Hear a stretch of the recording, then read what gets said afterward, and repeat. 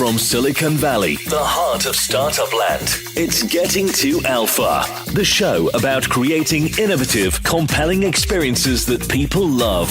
And now, here's your host, game designer, entrepreneur, and startup coach, Amy Jo Kim.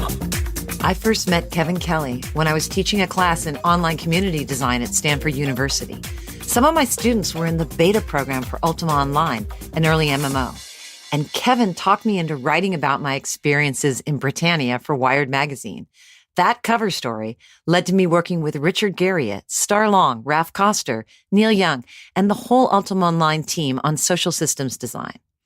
Kevin is a multi-talented and deeply insightful creator. His latest book, The Inevitable, forecasts 12 technological forces that will shape the next 30 years and weaves together a convincing story about how these forces are shaping our world. Once you have things that are more fluid and dynamic and flexible and in flux, then that allows all these other things to happen, like we can deliver them on demand. There's a shift from owning things to accessing things. There's the shift even in the way that we understand how things are true, because there's no longer fixed authorities. There's much more of a kind of a networked truth that you have to assemble yourself. So the ramifications go across the board. Listen in as Kevin explains how technology is changing us and how we can harness these forces to chart out a successful path into the future.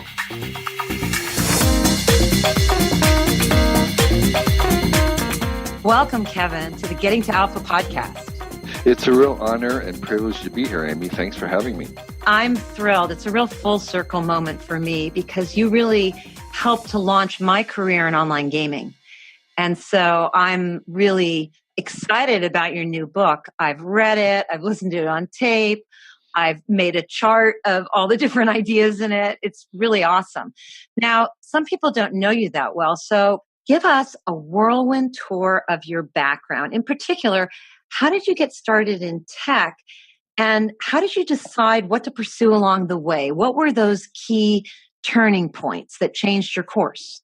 Yeah, I was basically kind of a technologist, less kind of a low-tech hippie, mostly drifting in Asia. I owned a camera. I later owned a bicycle, but not much more than that. And I had a kind of a very familiar, not distaste, but skepticism of technology, which I thought was, in terms of kind of cold and maybe hard, and was something that you wanted to keep at arm's length. That changed when I had the opportunity to plug a computer into the phone jack and discovered that on this other side was a opening world of communities and experiences that seemed to me to be more organic and flexible and human scale. And we could only call it technological, but it wasn't technology as I imagined it. It was new kind of technology or a different face of it. And over time, as these technological digital tools became more and more prevalent, I saw a different face of technology. So I became a little bit more interested in it and more involved in it. And eventually I became basically full-time in trying to understand it. And that was the big moment for me. And that was around 1981 or so. And then what happened? As I became more involved in it and I was trying to understand it more, I was starting to write. I began as a photographer in Asia, and then I gradually drifted to writing about travel. And the very first big article I ever did was called Network Nation. And I treated this opening territory as if it was a foreign country, and I was going to write a travel piece, and I would go and try and describe this new world as if it was, an exotic country. And from there, I began to try and understand it more. The second maybe galvanizing moment was when I went to my very first scientific conference, which happened to be the first artificial life conference at Los Alamos National Labs, which was basically a call out in the very embryonic internet in like 1989 or something, was, if you're doing research in artificial life, come to this conference and talk about it. So all these very unusual people who were doing very, very diverse things came together, and I basically blogged, which we would now say I blogged the conference. Every talk, I wrote a summary of it and posted it online. And in that moment of listening, I got this vision that this technology that I was so interested in, now this computer kind of stuff, was actually, it was more organic and human scale, because in fact it was much more biological, and that there was this sort of biological face to technology that I had never seen. And so I began to write and research about this idea that technology was basically a extension of evolution in life. There was the two were two faces of the same God. They were the two facets of the same thing. And from that came my first book, which I wrote, called Out of Control, which was trying to describe how this technology was becoming, we were importing biological principles into it in order to make it more complex and usable to us, so that in fact it really was sort of more organic in that sense. And that sort of has informed a lot of what I do now and where I went, even with Wired, which was looking at this stuff that we're making as being derived from the same fundamental principles that has created all life around us, our own lives, and our own minds. Symbiosis. Kind of. It's sort of, I mean, eventually I think there is aspects of technology where we will again bind the mechanical and the organic together. I think there is that. But just that, even when we don't, even when there's, there's just the internet, it's going to increasingly behave more as if it was a living thing. The line between that and your current book is very clear. And I love the way that you really tease that out and give this very prescient advice to people. And your new book is called The Inevitable. And in that, you're describing how technology is really changing our world and how we're shaping ourselves with technology. What I want to know, how did writing this book, because you've been writing it for how long now? Now it's published, but how long have you been working on it? There are pieces that I began 10 years ago writing on it. Okay.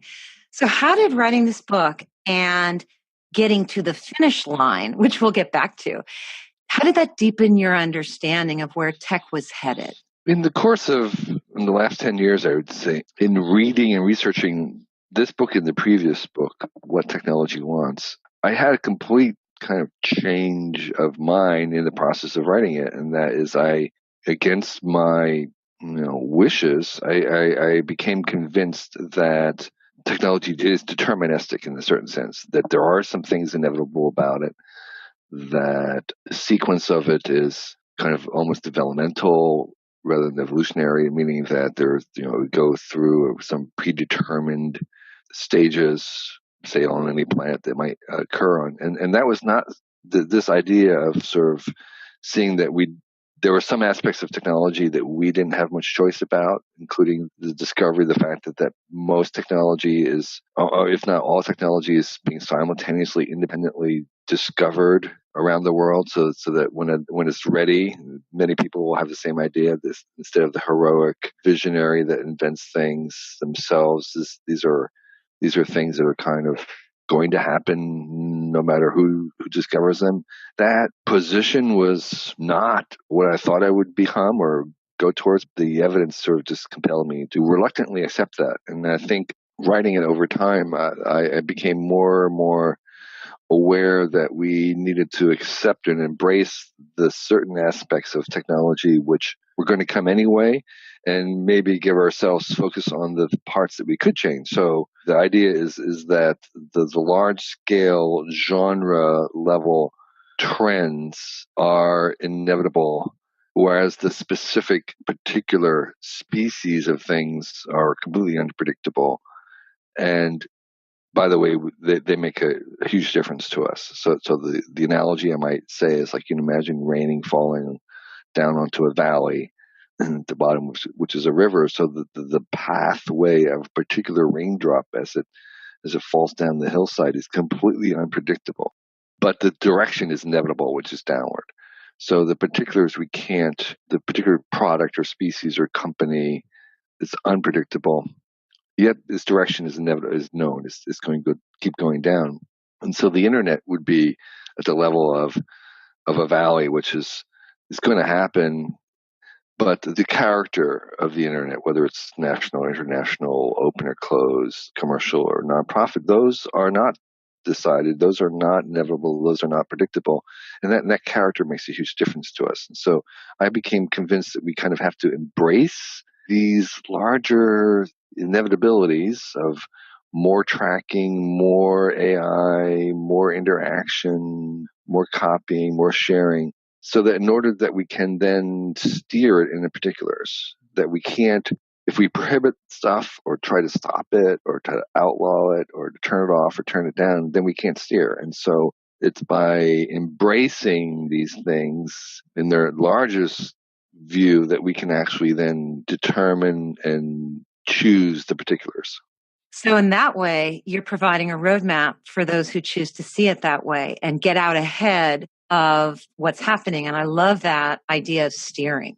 A lot of what's really interesting to me about what you describe in this book, to me, I'm seeing this vision for a collective and connected world where products morph into services and content is supplanted by experiences.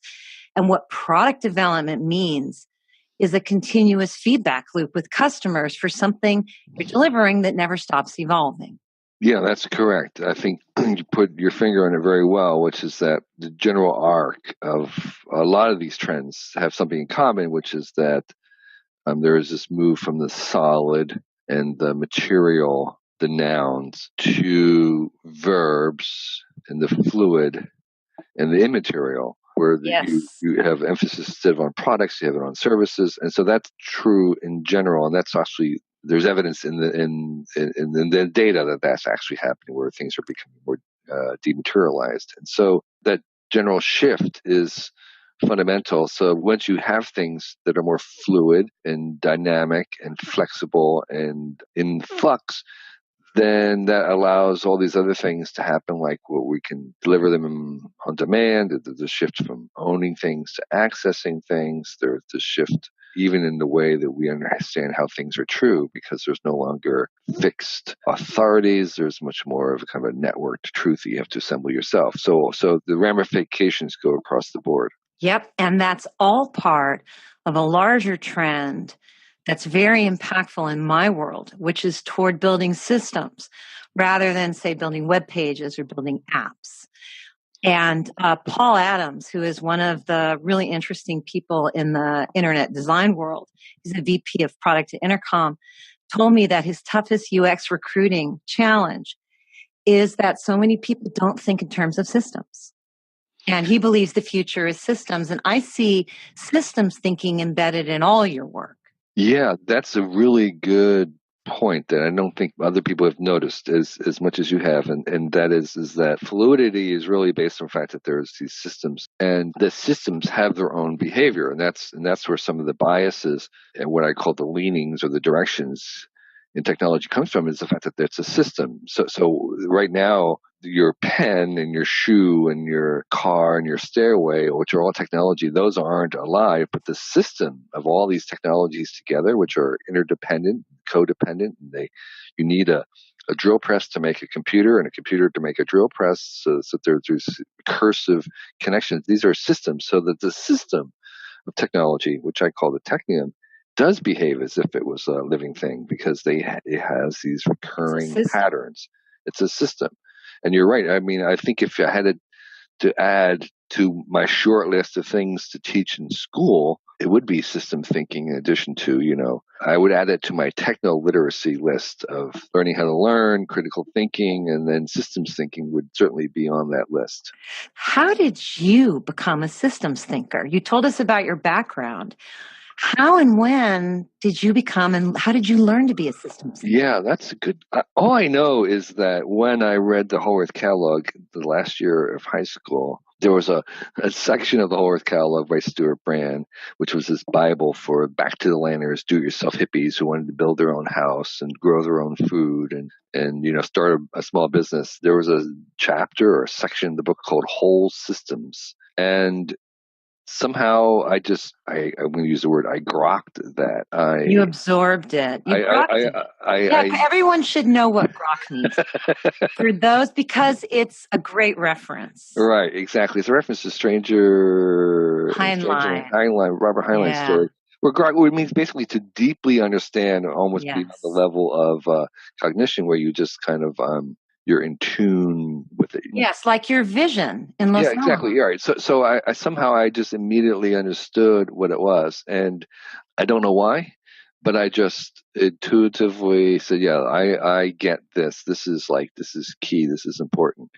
And what Stuart Brand was doing with the catalog was giving resources, and I probably delved into the resources, and they probably became more literate in that way, and which only encouraged me to think more. So yeah, you're right. I do think in terms of systems, and I think technology is one of our systems, and it is a system. It's not a thing. It's a system. And so applying that systems thinking is, I think, a key skill really right now to doing anything in today, because that's what we're dealing with. And systems have their own antics. There's a great book out written long ago called System Antics.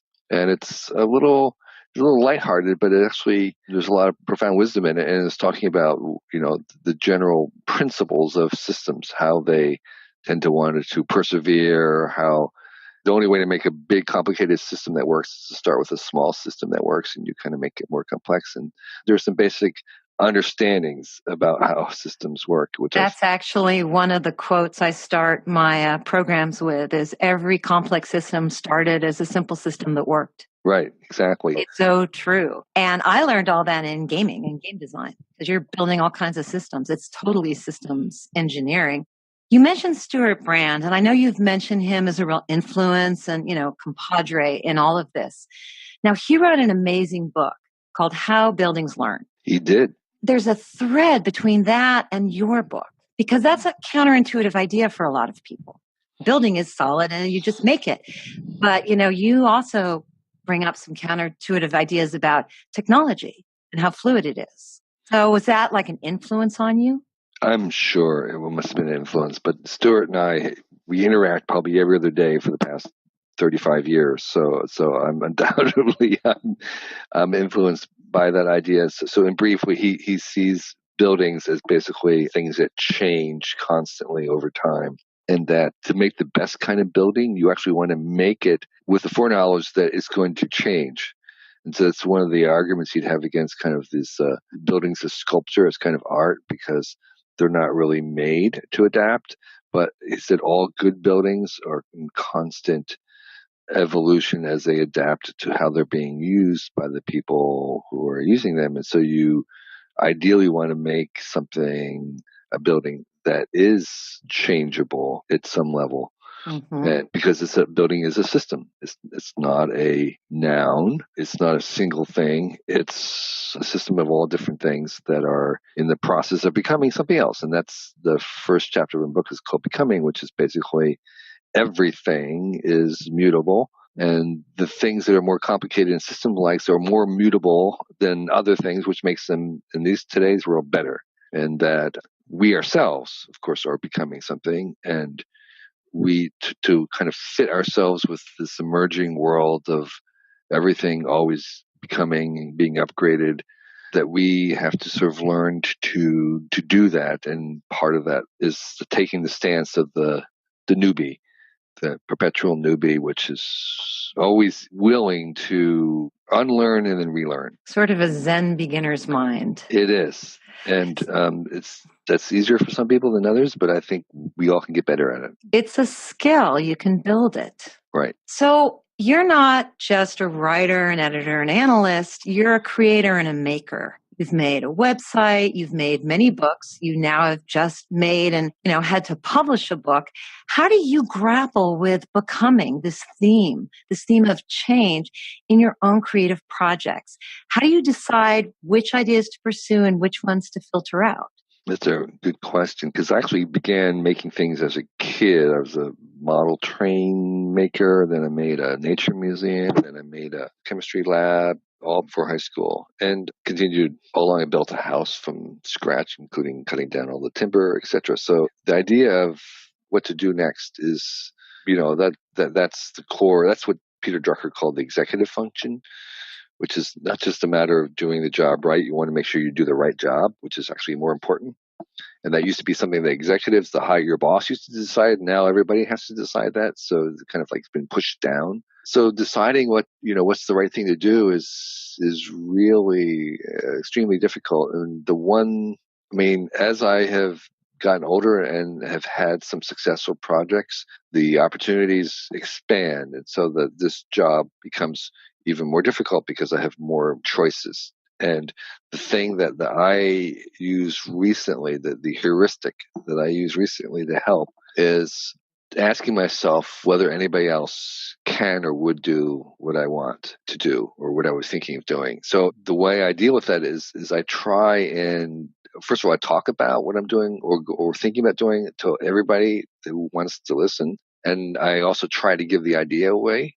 I try to encourage other people to steal this idea and do it. And oftentimes, if I can't give the idea away, I'll kind of return to it and then give it a couple more tries, or else try and kill it, say this is a really bad idea, I think it's stupid. And if it keeps coming back as a good idea that I can't give away, then I decide, well, then if I really want it done, I have to do it. And I'm confident that no one else is going to do it because I haven't been able to give it away. I haven't seen anyone else do it. So the projects that are given away or that I find other people doing it, actually to me are a relief. It's like, I don't have to do that one. That one's being done by somebody else. And if someone else is working on something similar to me while I'm doing it, it's like I stop, they go on. So for me, it's a matter of finding those few projects that I like to do, that I want to do, that maybe make sense, and that I'm the only one who can do it. And that's a little bit of a process. It takes some time. I'm not fast about it, a little slow, but those are the best ones because then it's kind of easy a little bit in the sense that it's going to be, it's more of me and it's a little bit more natural in that sense because there's nobody else who can do it. And so that's sort of what I'm looking for is those things that unless I do it, no one else would do it. Right. Well, you partially answered my next question, but we can dig a little deeper because it's a great topic. So as a creator and maker, because I know you have a superpower as an editor, because I experienced that myself, but as a creator and maker on your own projects, what's your superpower? What's your sweet spot? And what kind of projects really light you up? Yeah. In my professional realm, the place where I make my money, I ask good questions. And I'm often not afraid to ask the stupid question that a lot of other people are embarrassed to ask. And that's been something I did all my life. And even when I was a kid, I always sat up front of the classroom. I raised my hand and I asked all the stupid questions that everybody else had in their mind, but weren't about to ask, but I did. And in interviews and stuff, I do the same thing. And it's not just a stupid question. It's also us asking good questions that kind of are able to unleash some kind of insight, which I can then write down. But I think the kinds of things that I do don't always require questions, but they do require the kind of things I like to do are things that are just the adjacent step. They're just one step away, but they're not an obvious step.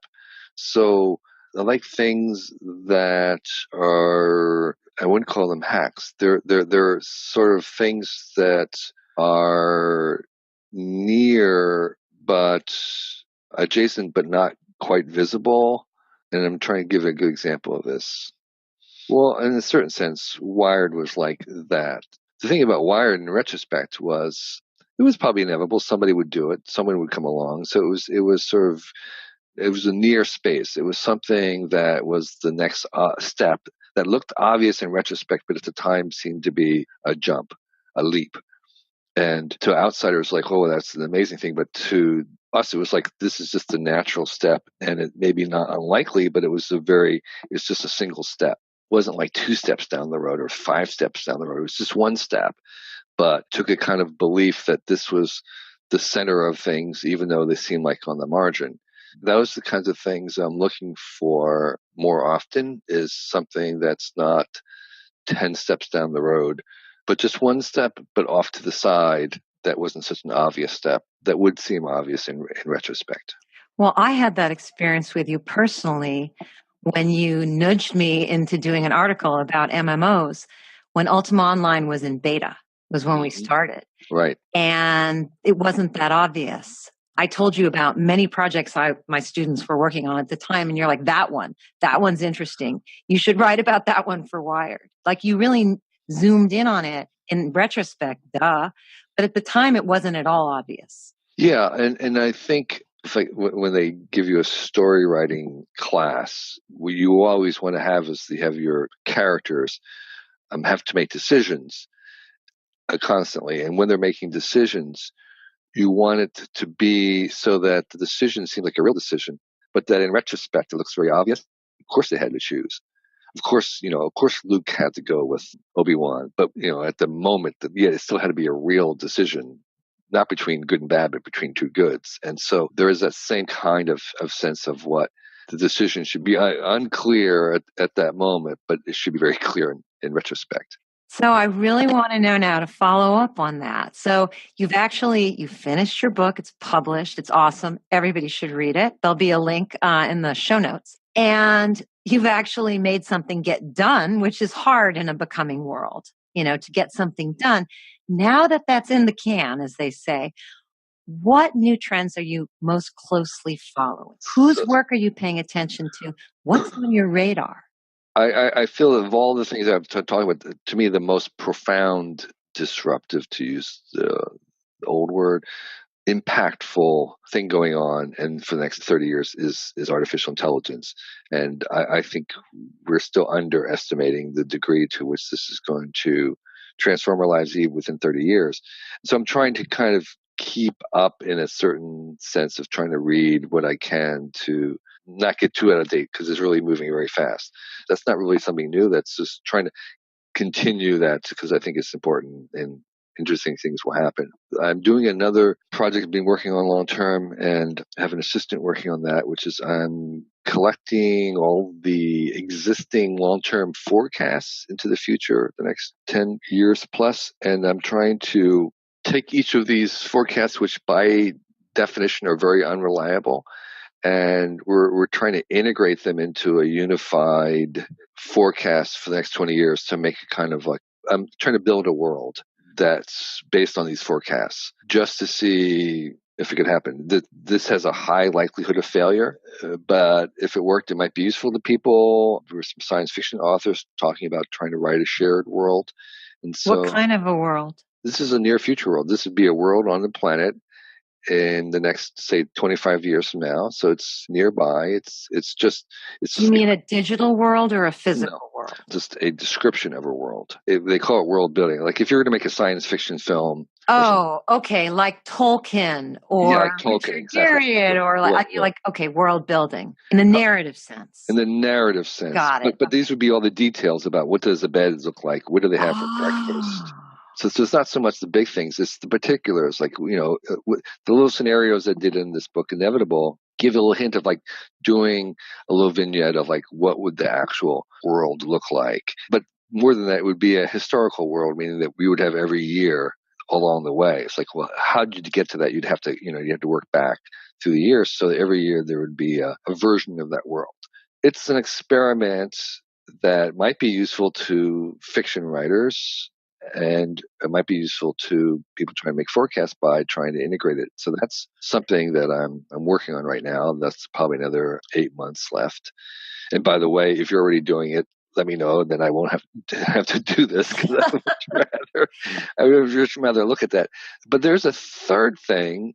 So the thing about artificial intelligence and virtuality and all these things is that they're very hot. There's a lot of attention, a lot of people talking about it, a lot of energy being devoted to trying to measure it. And I wanted to look at something that nobody was looking at, nobody cared about. And I found something that I find really interesting. And this is me. Here I am right now. I'm going to try and give away these ideas. Hopefully someone will do it. I don't want to have to do it. But here's the thing that I'm kind of conjuring with. And that is, I'm taking the idea of world government seriously. What would a functioning democratic world government look like if we decided we want one? And I think we should have one. None of my friends on the left think it's a good idea. None of my friends on the right think it's a good. No one thinks it's a good idea. And actually, that's why I'm interested in it, because it seems to me that, it's inevitable. Star Trek. I mean, every planet has to have a world government. So what would that look like? What does that actually, what's the contours? How does it work? What level does it? We won't talk about how it got there, but just like if you wanted to make it happen, if you wanted to design it, it's like a design problem. You know what, though? I don't think you can talk about it as a design problem without how it got there, because it has to be a system. I would say this is where we want to go. How do we get there would be the second question. Okay, got it. Okay. Yeah, so the vision is this is where we want to go. So Right. My question for you, based on just having built lots and lots and lots of systems, is what's your MVP? What's your minimum viable product? If you were going to go there, what's the smallest version of it that would get it going, that could get it going? For world government? Yep. That's exactly the right question to ask. And it might be possible that in one of these, extremely large social VR worlds, like a Second Life VR, that you could play around with alternative governmental models. Oh, people have for years. Most of them failed. Right. Oh my God. There's so much anthropology to be mined there. Exactly. So one would be one that worked, that didn't fail. I don't know. I mean, here's what it is. I don't have any thoughts on this. I don't know anything about this. You just think it's an important question. I just think it's an important question. So I have not even taken one step to trying to answer those questions. It's just that I've been telling people I think it's an important question and hoping that somebody will come forth and say, "Oh, talk to someone so they have the whole thing worked out." Anyways, so that's where I'm going. And your question about the minimal viable product is, or even step minimum viable system. Exactly. So, and that's at the heart of the work I do, is help people find their minimum viable system. Exactly. That turns out, especially if you come out of gaming, to really be how you bring interesting things to life. I agree 100%. Thank you so much, Kevin, for sharing your time and wisdom and stories with us. I could just go on. And if you want to understand systems thinking, read Kevin's book. Thank you, Kevin. Thank you, Amy Jo. I really appreciate your attention and your enthusiasm for the book. Thank you for having me here. Thanks for listening to Getting to Alpha with Amy Jo Kim, the shows that help you innovate faster and smarter. Be sure to check out our website, gettingtoalpha.com. That's getting2alpha.com for more great resources and podcast episodes.